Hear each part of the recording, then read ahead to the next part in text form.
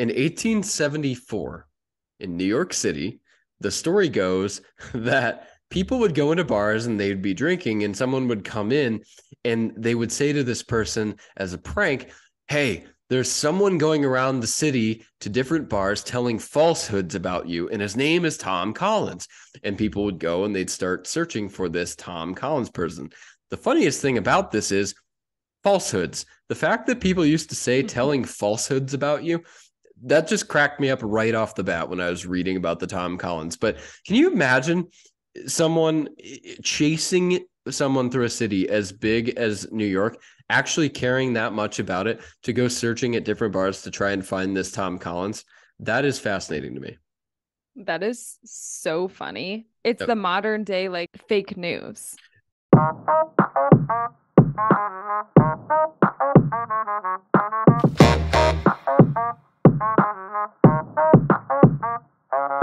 What's up, everybody? Welcome back to the Social Drinkers Podcast, where every Thirsty Thursday we talk about the art, science, and industry of alcohol. Folks, what's going on? What are we drinking this week?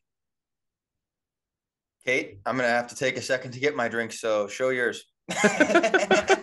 Ray. Alrighty. Sounds good. I just have to say, I'm so happy to be podcasting. My workday sucked today, and I always look forward to the podcast. So I'm just really excited to be podcasting. But I'm actually not drinking something that's alcoholic. I'm drinking something that's non-alcoholic. Ginger lemon Olipop. What is Olipop? So it's a like prebiotic soda. It's meant to replace soda. So they have like a Dr. Pepper flavor, a Coca-Cola flavor. They came out with a Sprite flavor that I haven't tried yet. Orange soda, grape soda. They don't have a Dr. Pepper flavor. They have a Dr. Goodwin flavor. Well, they obviously can't use Dr. Pepper. It's really, I don't like the Dr. Pepper flavor. My favorite is the strawberry vanilla or the ginger lemon. The grape is also really good. But it's supposed to like be an alternative for pop. I honestly am not a pop drinker, but I do love Olipop. And Mitch and I have actually made a really good mocktail and cocktail with Olipop. Ray, when your mom was coming over and she couldn't drink, we made her a mocktail with Olipop, and it was a hit. It was really good. Good stuff. This week, I have brought along Bud Light. Oh, Bud Latte. Yep. Classic. Good stuff. Actually, my favorite, some of my favorite beer commercials come from Bud Light. That being the Bud Knight, actually. Always idolized him. He's one of my heroes in life. Wait, Ray, was it you that tried to dress up as him for school?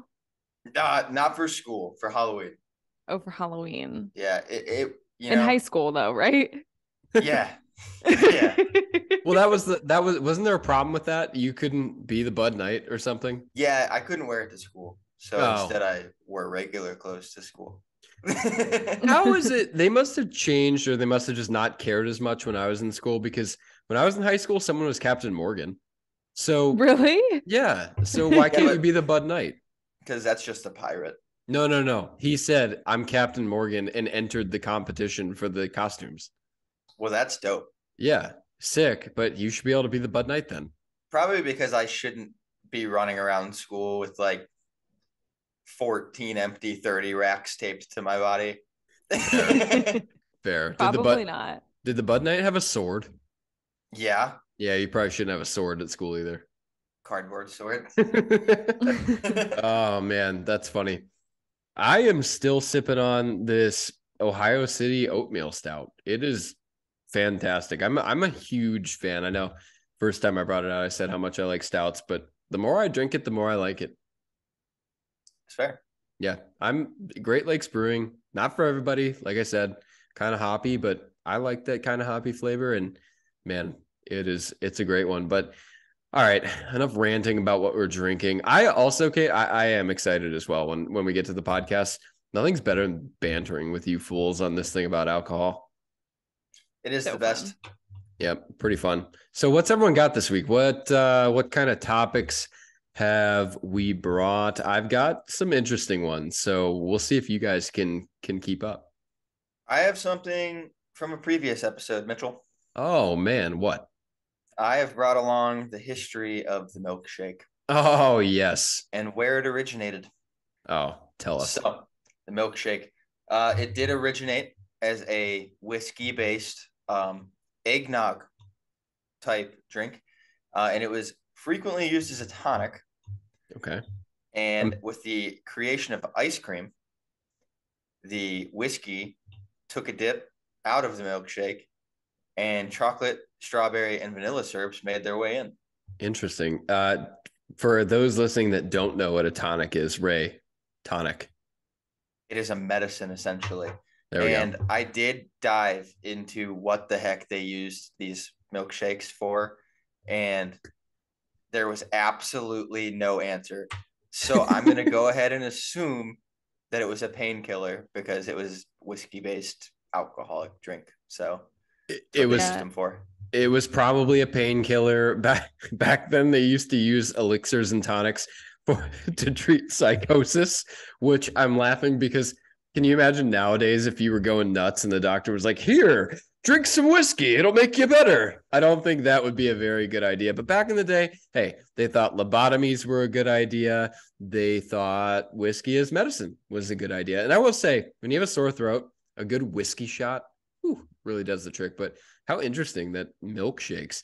The reason I made that disgusting face, by the way, was eggnog was so gross when it was first invented. It was like curdled milk. So that's yeah. I mean, when you think about it, they didn't have like electricity, refrigerators, anything like that to keep your dairy from not curdling.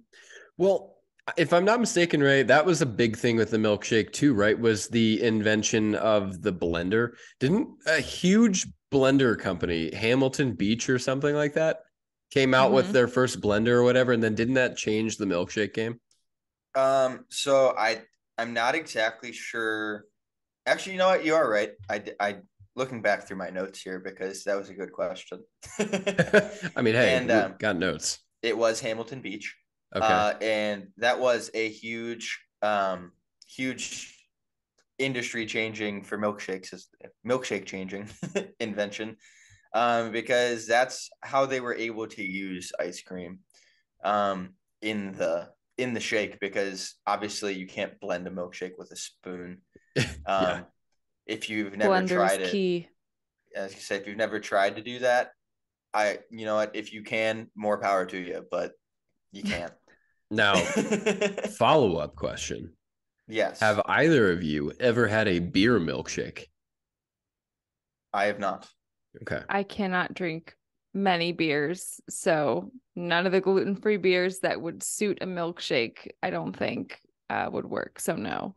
I'm glad that you said it the way you did, because for those of you listening that are wondering why I'm such a disgusting varmint of the earth drinking a beer milkshake, I'm not talking about Bud Light being poured into a milkshake. I'm talking about there are these really great concoctions where you utilize a chocolate stout, or what I had was a chocolate cherry stout blended up into a milkshake. And I got to tell you, it was pretty good. I don't think it's as good as when you put whiskey or rum into a milkshake. That's actually just fantastic and a great addition to the modern milkshake. But the beer milkshake with the right beer was, I'd give it a solid 7 out of 10. It was pretty good. I like that when you just said milkshake, you had to say modern milkshake, because now we have a new definition of what a milkshake once was. Yeah, I mean, hey man, the old milkshake that was bringing boys to the yard wasn't the same. Now we got them big fake boobies now. Yeah. Maybe Mitch, on the next podcast, you can have an original milkshake. An original milkshake. Wow, you guys want me to drink some curdled milk and whiskey? And an egg. Ooh, dude, I don't know. I'll try it if you guys want me to. That'd be pretty funny. Sounds like some Fear Factor. I don't live with you. Oh yeah, for those of you listening, I have a severe dairy problem. I am allergic to whey, so if I consume any sort of dairy, you know how when Shrek says, "If it was me, you'd be dead." That is me if I eat dairy. So I should not be drinking an original or a modern milkshake. But we'd love to see it. He drinks the modern milkshake with the non-dairy ice cream. Yeah, very hipster over here. An IPA and a modern milkshake. Gross. Kate, what'd you bring us this week? Well, like Ray, I did owe you guys something from a previous episode, and it is in the vein of whiskey. And I do have a little story for you before I dive in. So I know that we had briefly mentioned the regulation of Scotch and how in order for Scotch to be called Scotch, it has to be made in Scotland, but that was not always the case. Well, my family is from Scotland, and my grandma and grandpa and my aunt and uncle and 2 cousins were in Scotland. My aunt and uncle were living in Belgium at the time, so my grandma and grandpa went to go visit. They went to Scotland. If I'm remembering correctly, I believe that they went to scatter my great grandma's ashes. And this was in 2009. And it just so happens that in 2009 is when this act was passed that made these regulations more defined on making Scotch in Scotland. So I'm not going to read the regulations because it's a little bit boring, but I will post them in our show notes. If you head over to our website, you'll find all of this information and we'll post them there. But so when this act gets passed in 2009 and my grandma, the ladies, are doing some shopping and the guys are going to go drink some Scotch and do some taste tests. So they go, and I don't even know where they went, but they're like trying Scotch and whatever. And there's like a camera crew there, and the BBC just happens to be there. And they start interviewing everybody about what they think of these new regulations and all this stuff. And they interview my grandpa and my uncle. And apparently they're like, yeah, whatever. And they're like, have no idea what even is going on or what they're talking about because they're just like, tourists on a Scotch tasting. And all of a sudden the news is there interviewing them. And so we never have found the news. I think they watched the news because then afterwards my grandpa was like walking around like, do you know me? I'm so famous. I was on the news. I number one, I was laughing in the middle of what you were saying about not reading the regulations because can you imagine if someone came on like, what if there was a podcast? There probably is one where people just like read laws. You know how boring that would be if you just went through and read the Constitution. That's next episode, by the way, everybody. Episode 4, we're just gonna read the Constitution to you. No, I'm just kidding. But Uncle Frank is the one who is with Grandpa Adam, right? Mm-hmm. Uncle Frank will get brought up a lot on this podcast. He has taught us a lot about wine and alcohol and just the experience of the social drinkers vibe is very much my uncle. Yeah, I would say Uncle Frank is probably the number one inspiration to social drinkers. And he's also who introduced us to Scotch. But interesting that didn't happen till 2009. I thought it was earlier than that. So I'll walk you through kind of a little bit of a history here. So for those of you that don't know, Scotch is a grain or a malt or a blend of the two. So different types of whiskeys are made with different ingredients. Like, for example, Kentucky whiskey has to be at least 50% corn. So there's Irish whiskey, Japanese whiskey, Scotch, tons of different whiskeys, and they all are a blend of something different. So Scotch is a grain or a malt, or it's a blend of the two. And actually, when I was doing my little bit of research about this, it seems that Scotch was introduced to Scotland by Ireland. And it seems that whiskey originated in Ireland from all of the research that I've done about whiskey, and it dates back to 1405. That explains why the best whiskey is Irish whiskey. Ooh, Ray. Oh, yeah, Poor little Ray, wrong little Ray. You are so unwise, little grasshopper. By far the best. No. You're incorrect. You are incorrect. Bourbon is the best whiskey. I think actually the best. I think Scotch is the best whiskey, actually. Yeah. Overrated. Thoroughly disagree. Overrated. Thoroughly disagree that bourbon is the best. Oh my gosh. Overrated. You're just too proud. All right. Not everything made in America is the best. All right. Irish whiskey's the shit. Scott, I think Kate's right. I think Scotch is my favorite, but dude, Irish whiskey is for people that don't like whiskey. It's so light. Therefore, why I like it. It's so light. It's like Japanese whiskey. There's not much kick to it. There's not much body to it. I'm not saying I don't like it. I like a good Jameson here and there. It's great to shoot. But when something's great to shoot, that typically means there's not a whole lot of body to that liquid. I'll say this, Mitch. They started this whole thing. So I think everybody else is doing it wrong. Well, you got a point there, I will say, but a good Scotch, there's nothing like it. It's so good. Agreed. That smoky I will flavor. say, I think that each of them have their own, that have their time. Like, I feel like I can't really drink Scotch, and as going back to me being a seasonal drinker, if you've listened to past episodes, I don't think that I can drink Scotch that much in the winter, but I can drink like a Japanese whiskey or an Irish whiskey in the summer. Or I'm sorry, I can't drink Scotch in the summer. I can, however, drink an Irish whiskey or a Japanese whiskey in the summer because I feel like the palate of those two whiskeys are lighter and they go with lighter ingredients, such as like this ginger lemon olipop with a little bit of Japanese whiskey and maybe some fresh lemon with, I don't know, a little bit of simple syrup or something like that would be so good. But I feel like you can't really do that with Scotch. Yeah. One of my favorite things is my Christmas morning routine, which is always the Jameson and coffee. And it's just so good. Hold on. Now we're talking about, all right, now we're getting into a whole different deal. now we're getting into cocktails, not just the whiskey. Jameson and coffee is amazing.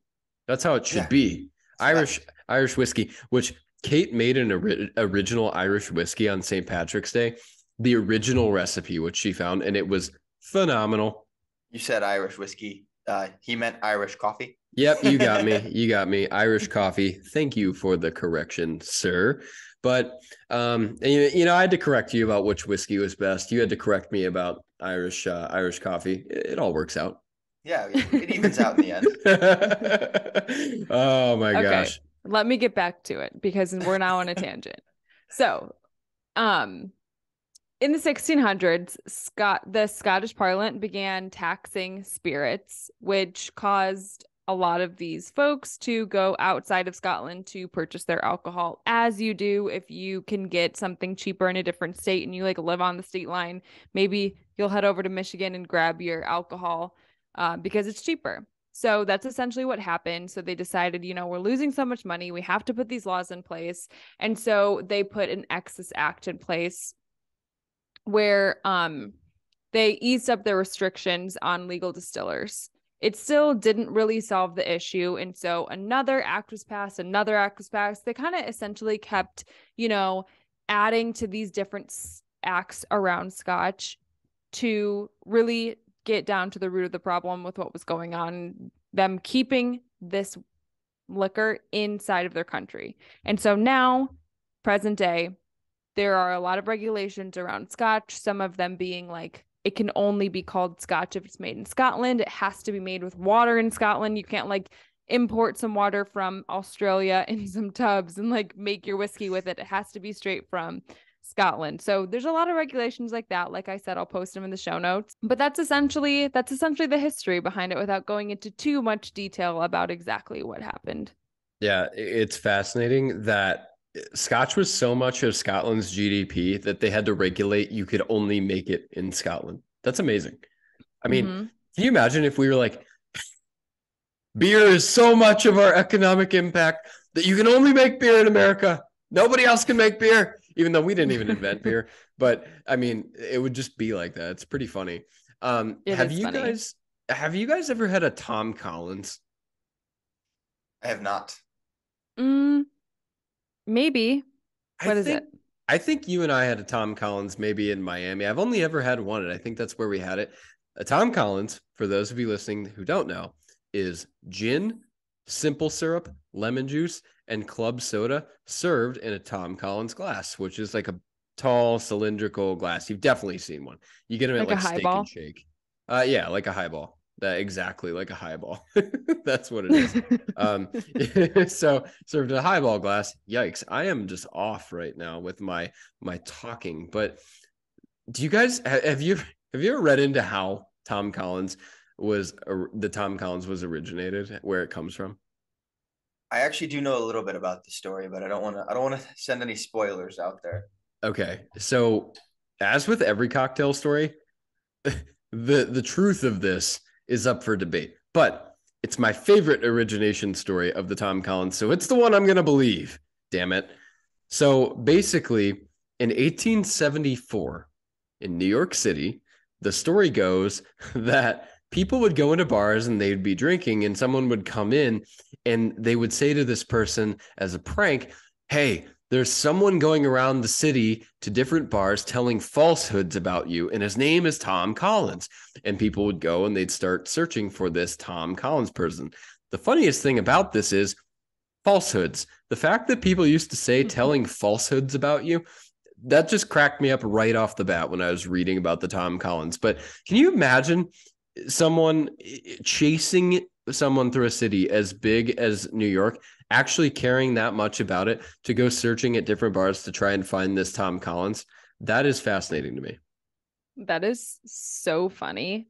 So It's what? like it's Oh, the modern day like um fake news. right. It was fake news and it was viral. It was viral in 1874, which is crazy. And the story goes that it happened before 1874, but for whatever reason, people don't know, it just caught on and went quote unquote viral in 1874. And so many people were going into bars looking for Tom Collins that bartenders just made a Tom Collins, which to them was this really simple drink. It's only 4 ingredients, very easy to make, super light on the palate. It's probably crappy, cheap ingredients that they put together and like, ha, here, have a Tom Collins. This is who you were looking for, the man who is spreading falsehoods about you. And so that's the story of how they say the Tom Collins originated. But the virality of a subject in 1874 must have just been so funny, because I think of something going viral now, hundreds of millions of people see it throughout the world. Back then, there was probably like 300 people looking for Tom Collins. Oh yeah. Well, I mean, Viral. who do you know who recorded the first Tom Collins drink? I actually don't. I would have to come back to you on that one. I don't want to Ray, do you know? misspeak. I do know. I can't remember his name. Whoever wrote the Ultimate Bartender's Guide, or is it Guide to Bartending? Oh, it first appeared in the Ultimate Bartender's Guide? Yep. So that's what I was going to bring up. Is that was the first ever recorded recipe for the Tom Collins, and I do remember that from when I was reading it. Okay. Reading up on it. I don't know who wrote that. Someone can probably pull it up on their computer. I know there's the Ultimate Bartender's Guide, and then there's the Savoy Cocktail Book. Those are kind of the two most legendary cocktail books. Harry Craddock published the Savoy Cocktail Book. Have you pulled up the Ultimate Bartender's Guide? Yeah, I'm trying to find it. It's going to take me a second because, you know, I'm the worst at Googling stuff. So you shouldn't have me Google stuff. Well, while she pulls that up or Ray pulls that up, I'm going to grab the Savoy off my shelf right here. Fred Dubois. Fred Dubois. Dubois. I also suck at pronouncing things, which you guys will you'll catch on to. You are astoundingly bad at Googling things for being in tech. It kind of blows my mind. Like Kate and I work in tech, and Kate can't Google anything. It's phenomenal. I know. It's phenomenal to me. But let me see if I can quickly pull up the Tom Collins recipe from the Savoy Cocktail Book, because I think it might be interesting. It might take me a little long, so I'm not actually going to do it, but I will show. This is the Savoy. If you can see that, I'm trying to show it so it'll focus in a little bit. It's by Harry Craddock. You probably can't see that piece, but if you're watching, go grab this cocktail book. It has got every single cocktail known to man in here and is a great resource for those of you looking to up your at-home mixology skills. But that was the first thing I brought this week, was the Tom Collins. I just thought it was too funny. Such a funny image. I don't know what I think Tom Collins looks like. I was trying to picture that. I feel like I kind of have a little image. Oh, let's hear it. Okay. I think that he is tall and lanky, maybe like 6'3", and I'm not good with weight either. I have no idea what people weigh, but like skinny. And then he has like brown, messy hair. He's pretty pale. And he kind of like, you know, that friend that just always Irish exits, and you're always like, where did blah blah go? Where did whoever go? And Tom you're like, Collins. oh my gosh. Yeah, like that's what I think of when I think of Tom Collins. Like he's just disappeared into the ether, and all of a sudden he's texting you and he's like, hey, I'm at the bar down the street. And you're like, what the you were just in the bathroom. So wait, are you saying Tom Collins is Tyler Fritsch? Yes, exactly. Amazing. My idea of Tom Collins, my ideal Tom Collins. For those who haven't seen Hot Tub Time Machine, watch that movie, because there's a guy in that movie named Lou. Motley Lou. Motley Lou. And that's Tom Collins in my head. If I could ever, see somebody going viral in the 1800s for telling falsehoods, it would be Lou. Telling falsehoods. I have to say, mine is similar to Kate's. I thought of a tall, lanky guy. Mine was more shadowy. I just saw the shadow of a man that would come in and leave and disappear and come back and spread falsehoods about you. So yours was more mysterious. Yeah, but I like yours the best. I feel like mine was a little more like funny, where it's like you're in the bathroom and all of a sudden someone comes and whispers behind your ear and you're like, dude, that was inappropriate, and then all of a sudden he's gone. Yeah. What I think we should do is, I think we should have your Tom Collins drawn and make a fat head of Tom Collins, and they should be a mascot of Social Drinkers. This is our friend, man. Tom Collins. What do you think? I love it. I like it. All right, who's next? What else do you fools have this week? So I learned something, and I think that people listening are either going to be like, girlfriend, you didn't know that, or people are going to be mind blown just like I was. So have you guys ever had a whiskey, or not a whiskey, like, yeah, I guess a whiskey sour or a sour anything, like with an egg white in it? Yes. And it has like that foamy on top. And then if you order it from a bar, it's got some like pretty swirl in like a different color on the top. Do you know exactly what I'm talking about? Yeah, I know what you're talking about. It's like the latte art on the foam of sour. Mm-hmm. Yeah. So did you know that they use bitters to do that? I had seen that before, and I knew that that's the way it was done, but I guarantee you're not the only one that didn't know that. I didn't know that. Yeah, I was listening to a podcast and they were like, and then you can do your bitters on the top and make a design. I was like, what? That's how you do that? I had no idea. Yeah, I had just seen it done at bars, but I guarantee that you are not the only one blown away by that fact. I'm wondering what the actual technique is, because I don't think you could just use a dropper. I don't think, like how your bitters typically comes. Like how you just like, you probably need to use like a pick to like make the funky design.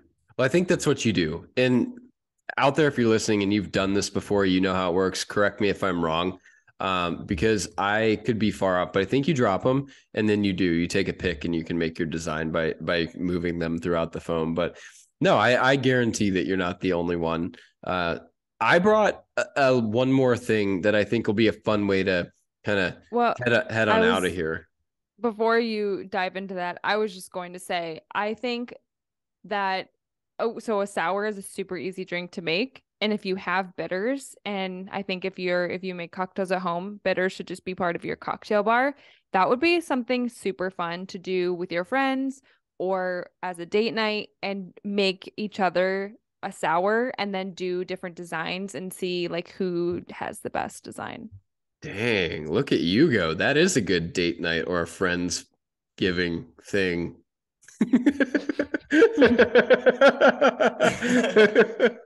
Friendsgiving. I don't know. I just imagine everyone sitting around a table eating turkey and making cocktail designs. I don't know. You know what?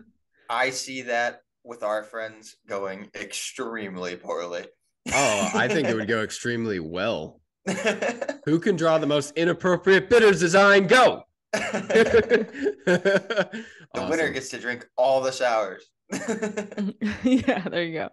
Dude, so speaking of friends, have you guys ever been in the situation? You probably have. Ray, maybe you haven't. I don't know how much wine drinking you've been around, but you know the situation where you are all drinking wine and somebody knows a lot about wine and they're using words that you've heard the words before, but not in the context of wine. And in the context of wine, you have no idea what they mean. Do you know what I'm talking about here? I do, and actually I ran into it the other day. Really? Okay. Yeah, I was talking about picking up a red wine because I was having a steak, and my buddy Matt hit me with the word. It's a type of wine called a Zinfandel, and I was like, "What the hell is that word?" Yeah, so a Zinfandel is a type of wine. I don't actually know anything about that type of wine. One of the things when we talk about wine on here, I will say, we're not wine experts. I know a little bit about wine. I can get the 101 of wine across, but you know, how wines are complexly put together, I don't really know. And Kate, probably the same for you, I would say. I wouldn't call us wine experts on here. I would say that we're always learning. So as we learn, we will definitely be sharing what we're learning, because I feel like wine is the type of alcohol that literally you can never stop learning about it. Agreed. You can learn infinite amounts about wine. I was getting at, I mean, we know quite a bit about spirits, beer, how that is. And then wine, my knowledge is kind of thin. So I wanted to give everyone a vocab 101 lesson for when you're in that situation where someone throws out Zinfandel, you actually know what they're talking about. Mine are going to be even more basic than that. I have them written down, but the important one that you're going to want to know, you're going to hear it a lot, tannins. You guys know what tannins are? I do. Okay. I don't. Okay. Give me an explanation. They're the bitter compounds from the seed or the skin of the grape. So they give wine a dry or grippy mouthfeel, which mouthfeel is another word you're going to hear a lot when you hear people drinking wine. But the tannins are, they're that, the best way to describe them is they're the compound of a wine that make you kind of do that. I put my tongue in my cheek for those of you that are listening. It gives you that dry kind of feeling. Red wines are very tannin heavy. So like a gummy kind of feel. Yeah. And so mouthfeel is how your mouth feels after you drink that wine. It could feel dusty. It could feel silky, numbing, chewy, which I've never had a wine that I would describe as chewy. And that just sounds kind of gross to me. I feel like that does sound gross, but I feel like I've had some red wines that are chewy. Yeah. I would agree. I mean, maybe they're out there. I think it sounds disgusting, but it is what it is. Another one that you're going to want to know is body. You're going to hear body a lot of the time. And there are three kind of standard bodies of wine. So there's light body, medium body, and full bodied wine. And all that means is it means how heavy that wine feels in your mouth. So wine can feel really light. It can feel really heavy. That's going to be the body of your wine. So are you guys with me? Feeling more comfortable at the party now when people are starting to talk about wine? Definitely. Okay, perfect. So complexity is a fun one. You guys know what complexity is? No. Is it the same definition that's in the dictionary? No, it's not. So complexity is wine that changes flavor after you've swallowed it. So it's that wine that maybe tastes a bit fruity when it hits your mouth. You swallow it, and then after you swallow, all of a sudden there's a chocolate aftertaste or a smoky aftertaste to it. That's a complex wine when it changes flavor profiles. So we're all feeling good. We're at the party. We're knowing the basics. We're good there. Absolutely. Yeah. Yep. Okay. We want to know the finish. People are going to say, "Ooh, I like the finish on that wine." All the finish is very simple. It is how long the flavor profile of that wine stays with you after you've tasted it. So typically, not always, but almost always, a wine with a longer finish, a flavor profile that sticks with you longer after you swallow it, is a higher quality wine. So it's a really good way to tell how quality the wine is that you're drinking. And if it's got a really short finish and you don't know what the wine is that you're drinking, you can be pretty sure that it's probably not the best wine. And if it's got a nice, long, rich, strong tasting finish, it's probably a quality wine. Again, not always the case, but for the most part, those are some basic rules that you can abide by. There are a million different wine terms that we could go over. Those are just a few of the basics to get you started, but they're really a resource for any of you who are ever finding yourselves in that situation where you're around the wine snob and finding it very difficult to participate in the conversation. So I hope that helps you. Good tips. All right. Yeah. Like I said, we'll have that stuff linked in the show notes. You can head over to our website, write those down, give a little screenshot, have it saved in your phone just in case you were in that situation. Can you imagine you're in that situation? You just have your phone in front of you and you're looking at wine definitions. You got to be a little more slick than that, you know? Yeah. Pretend like you're texting. Yeah, I guess that's true. Where can everybody find us? Everywhere. Go look everywhere. I don't know. We're on Instagram. We're on YouTube. We're on Spotify, Apple Podcasts. Is that right? I don't even know. Yeah. There's so many podcast platforms now. It's hard to keep track. There really are. Anywhere you can listen to podcasts, we are there. Spotify, Apple Podcasts, Ray mentioned Instagram, Facebook, TikTok, all the socials. You can go follow us. Also in the show notes, link to Shots, our weekly newsletter. If you love this type of content, really love nerding out on the alcohol space, you can check out Shots. I think you will enjoy it.